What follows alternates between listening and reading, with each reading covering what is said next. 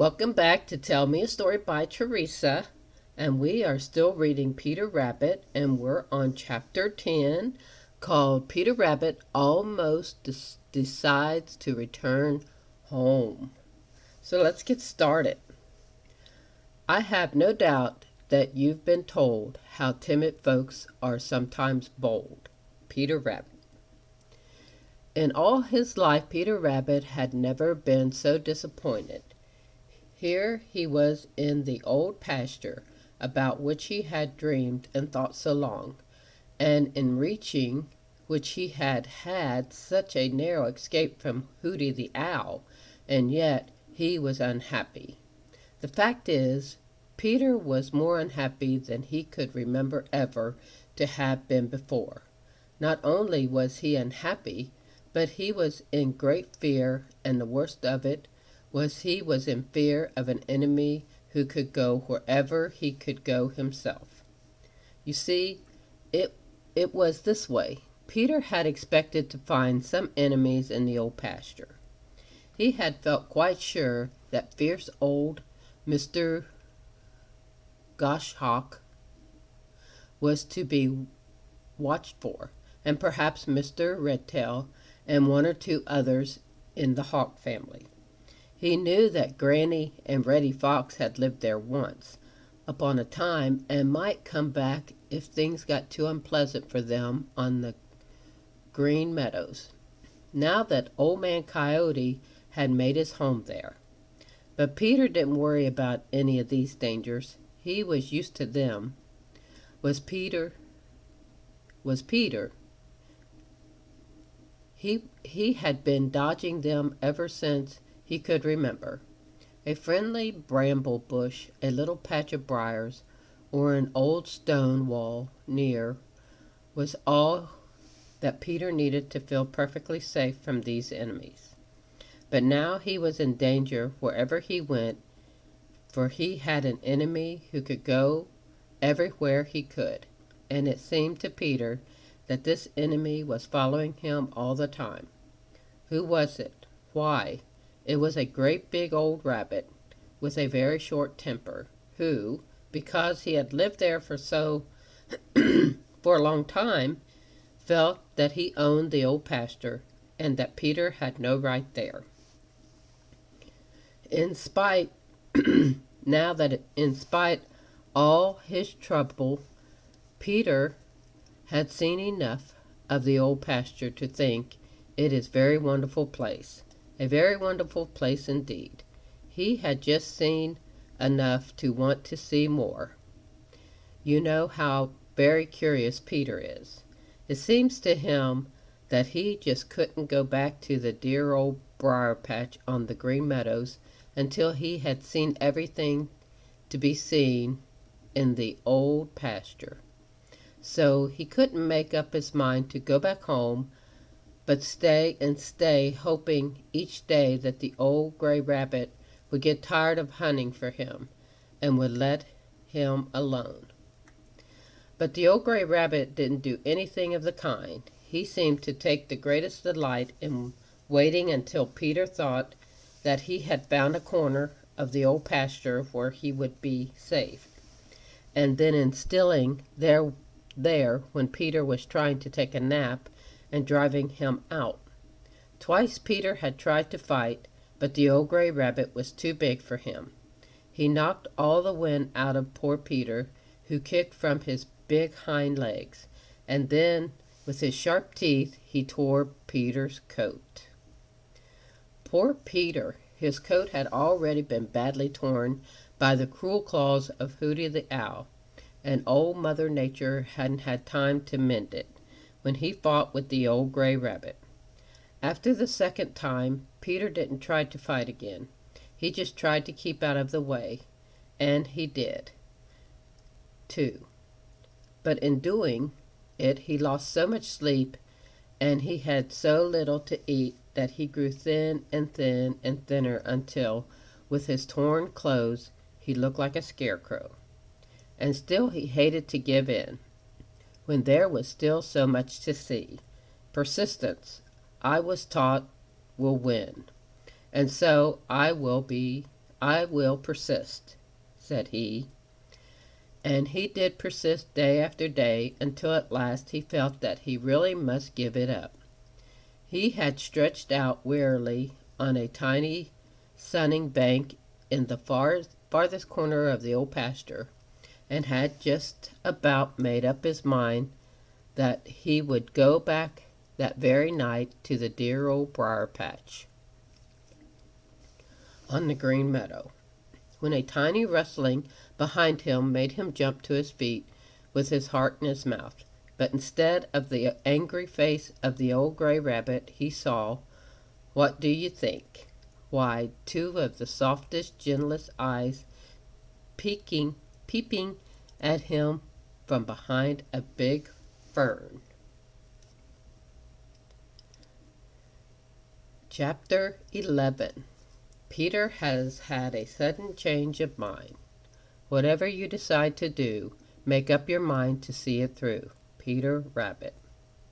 Peter Rabbit stared at the two soft, gentle eyes peeping at him from behind the big fern just back of the sunning bank in the far corner of the old pasture.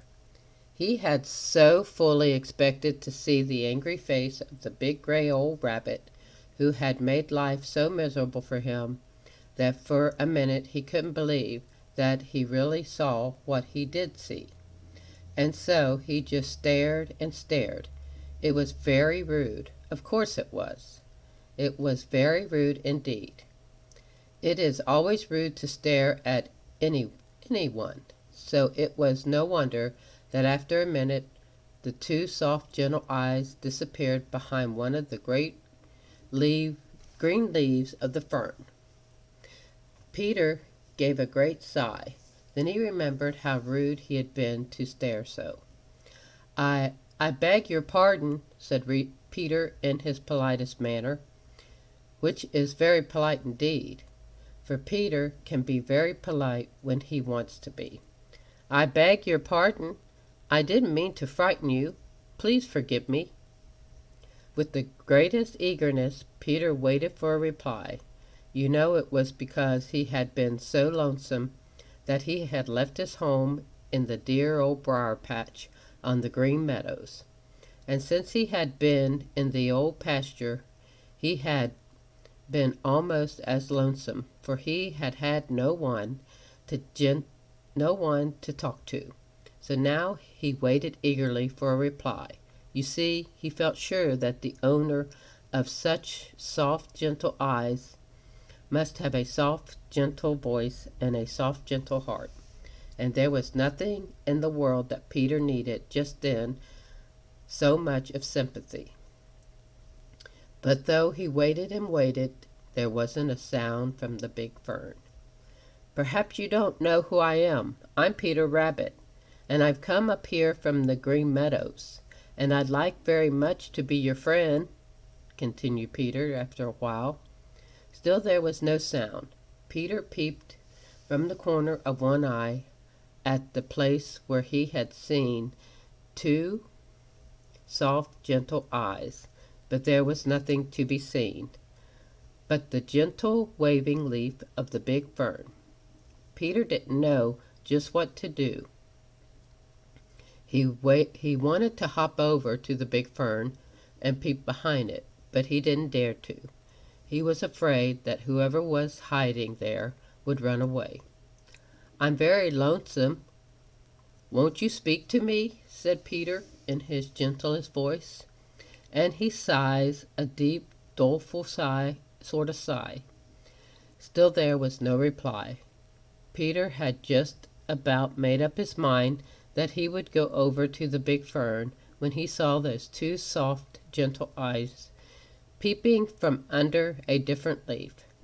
It seemed to Peter that never in all his life had he seen such beautiful eyes. They looked so shy and bashful that Peter held his breath for fear that he wouldn't frighten them away. After a time, the eyes disappeared. Then Peter saw a little movement among the ferns, and he knew that whoever was there was stealing away.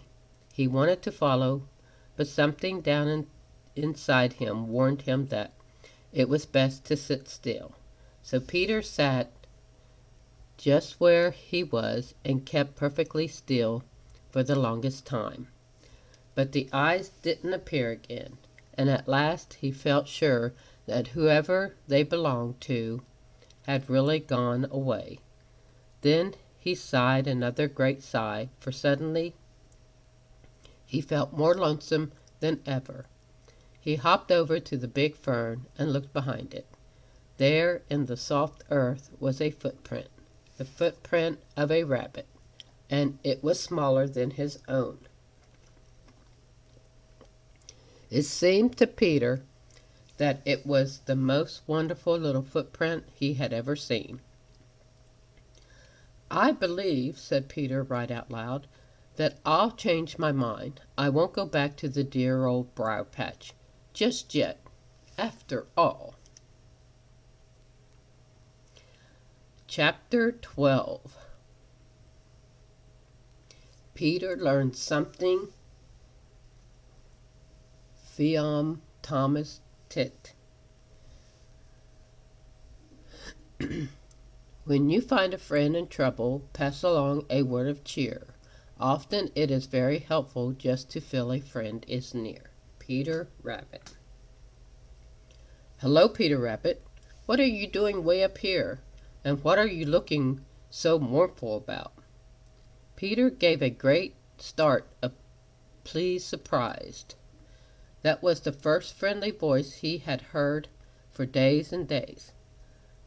"Hello yourself, Tommy Tit," shouted Peter joyously. My, but I am glad to see you. But what are you doing up here in the old pasture yourself?" Tommy Tit the chickadee hung head down from the tip of a slender branch of a maple tree and winked a saucy bright eye at Peter. "I've got a secret up here," he said. Now there is nothing in the world Peter loves more than a secret, but he cannot keep one to save him. No, sir, Peter Rabbit can no more keep a secret than he can fly. He means to. His intentions are very best in the world, but alas, alack, poor Peter's tongue is very, very loosely hung. And so, because he must talk and will talk every chance he gets, he cannot keep a secret. People who talk too much never can. "What is your secret?" asked Peter eagerly. Tommy Tit looked down at Peter, and his sharp little eyes twinkled. "It's a nest with 6 of the dearest little babies in the world in it," he replied. "Oh, how lovely!" cried Peter. "Where is it, Tommy Tit?" "In a hollow birch stub," replied Tommy, his eyes twinkling more than ever. "But where is the hollow birch stub?" persisted Peter. Tommy laughed. "That's my real secret," said he, "and if I should tell you, it wouldn't be a secret at all. Now tell me what you are doing up here in the old pasture, Peter Rabbit." Peter saw that it was no use to tease Tommy Tit for his secret, so instead he poured out all his own troubles. He told how lonesome he had been in the dear old briar patch on the Green Meadows, because he didn't dare to go about for fear of Old Man Coyote, and how at last he had decided to visit the old pasture. He told how Hooty the Owl had nearly caught him on the way. And then, however, since his arrival, he had been hunted by the big gray old rabbit so that he could neither eat nor sleep, and had become so miserable that at last he had made up his mind to go back to the dear old briar patch. "Oh," interrupted Tommy Tit, "I know him. He's old Jed Thumper, the oldest, biggest, crossest rabbit anywhere around. He lived in the old pasture so long that he thinks he owns it. It's a wonder that he hasn't killed you." "I guess perhaps he would have, only I can run faster than he can," replied Peter, looking a little shameful because he had to own up to to that he ran away instead of fighting. Tommy Tit laughed. "That's the very wisest thing you could have done," he said. "But why don't you go back to the dear old briar patch in the Green Meadows?" Peter hesitated and looked a wee bit foolish. Finally he told Tommy Tit all about the two soft, gentle eyes he had seen peeping at him from behind a big fern, and how he wanted to know who the eyes belonged to. "If that's all you want to know, I can tell you," said Tommy Tit, jumping out into the air to catch a foolish little bug who tried to fly past. "Those eyes belong to little Miss Fuzzytail, and she's the favorite daughter of old Jed Thumper. You take my advice, Peter Rabbit, and trot along home to the old briar patch before you get into any more trouble. There's my wife calling. Yes, my dear, I'm coming. Chick-a-dee-dee." And with a wink and a nod to Peter Rabbit, off flew Tommy Tit. So I hope you enjoyed these 3 chapters, and if you did, please like and subscribe, bring some friends, and we will have chapters 13 through 15 tomorrow. So until then, bye.